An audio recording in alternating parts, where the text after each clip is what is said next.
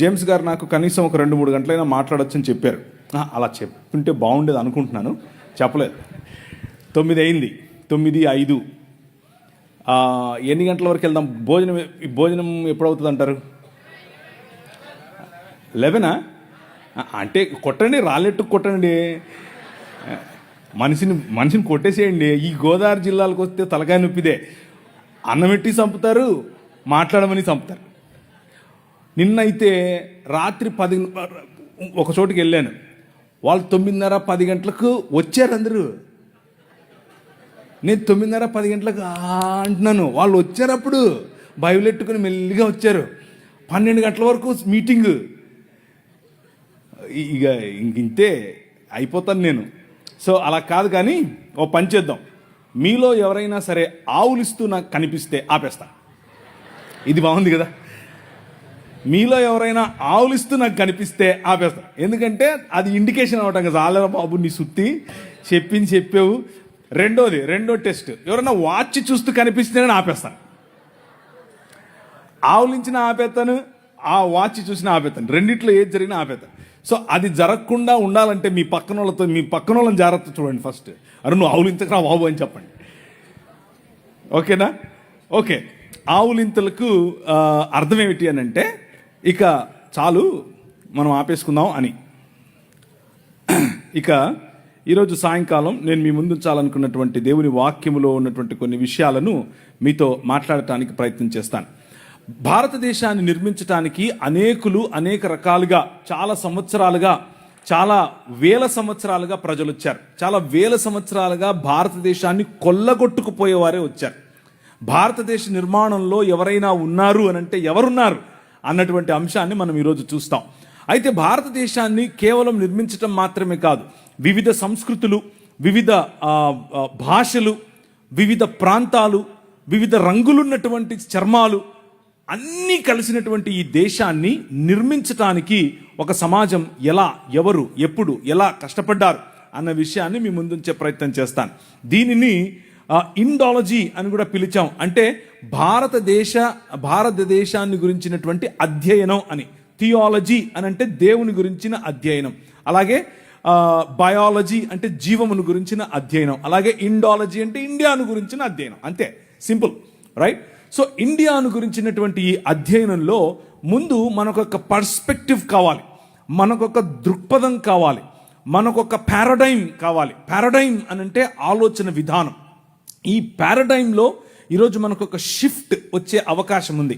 మీ ఆలోచన విధానంలో దేశం పట్ల, సమాజం పట్ల, అన్నిటినీ మించి బైబిల్ మనకిచ్చే అవగాహన పట్ల ఒక పారాడైమ్ షిఫ్ట్ వచ్చే అవకాశం ఉంది. కాబట్టి కొద్దిగా జాగ్రత్తగా వినేందుకు ప్రయత్నం చేయండి.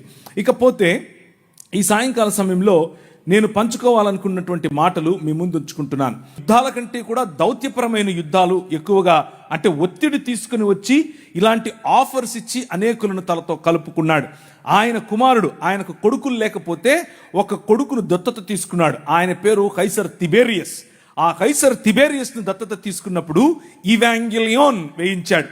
ఇవాంజలిజం అని మనం మాట్లాడతామే, ఆ పదం అక్కడి నుంచే వచ్చింది. ఇవాంజెలియోన్ అంటే అర్థం ఏంటంటే, డప్పు తీసుకుని మొత్తం ఊళ్ళన్నీ తిరిగి మనకు రాజు పుట్టాడు అని చెప్పటమే ఇవాంజెలియోన్ అంటే.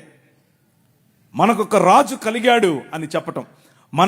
మన రాజుకు కొడుకులు లేరు అని బాధపడ్డాం కదా, ఇదిగో మన రాజుకు కొడుకు పుట్టాడు అని చెప్పటం. అప్పటి నుంచి కైసర్ తిబేరియస్ తన కుమారుడు, తన తండ్రి అయినటువంటి కైసర్ అగస్తస్ చనిపోయిన తర్వాత తన విగ్రహాలు ఎక్కడ పడితే అక్కడ విగ్రహాలు పెట్టించి ఒక కొత్త కల్ట్ మొదలైంది.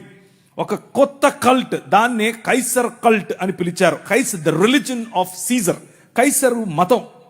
ఈ కైసరు మతంలో Kaiser Augustus is God or deified Caesar, దేవుడిగా మారినటువంటి కైసరు కుమారుడైనటువంటి తిబేరియస్, కైసర్ తిబేరియస్ దేవుని కుమారుడు. That was the gospel that they were preaching. ఆ రోజుల్లో వాళ్ళు ప్రచారం చేస్తున్నటువంటి ఈ సువార్త ఇది. మనకు దేవుడైనటువంటి మన రాజుకు కుమారుడు, దైవ కుమారుడు అని కైసర్ అగస్తస్ యొక్క కుమారుడైన కైసర్ తిబేరియస్ను చూపిస్తున్నారు. ఆ క్రమంలో కైసర్ తిబేరియస్ కాదు, ఐ యామ్ ద కింగ్ అని నిలబడ్డాడు నీ రాజు. ఐ యామ్ ద కింగ్ అని నిలబడినప్పుడు వచ్చిన రాజును పట్టుకొని వచ్చి బట్టలు ఉడదీసి కొట్టి ఆయన నెత్తి మీద ముళ్ళ కిరీటం పెట్టి ఇప్పుడు నిలబెట్టారు. నిలబెడుతూ మాట్లాడుతూ ఉంటే పిలాతు మాట్లాడుతూ ఉన్నాడు. పిలాతు is the representative of this Graeco Roman empire. ఈ మహా సామ్రాజ్యానికి ప్రతినిధి పిలాతు. పిలాతు నిలబడుకుని మాట్లాడుతున్నాడు. ఇప్పుడు ప్రభు అయిన యేసు క్రీస్తుతో అడిగాడు, ఏమయ్యా యూదుల రాజుకు క్రీస్తువు నీవేనా? ఎస్, నువ్వన్నట్లే ఐ యామ్ ద కింగ్ అని చెప్పాడు. అవునా, నీకు విషయం తెలుసా?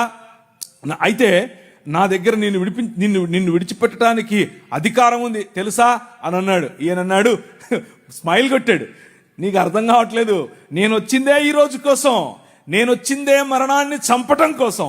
నువ్వేంది నన్ను విడిచిపెట్టేది? నేను ఇస్తే తప్ప అధికారం నీకు లేదు, పైనుంచి ఇస్తే తప్ప అధికారం నీకు లేదు. నేను పైనుంచి దిగి వచ్చిన వాడను. సమస్త రాజ్యాలను ఒక్క రాజ్యంగా చేయటానికి, సమస్త రాజ్యాలపైన ఏలుబడి చేస్తున్న మరణాన్ని చంపటానికి వచ్చాను. ద కింగ్ ఈజ్ హియర్ అని చెప్పాడు.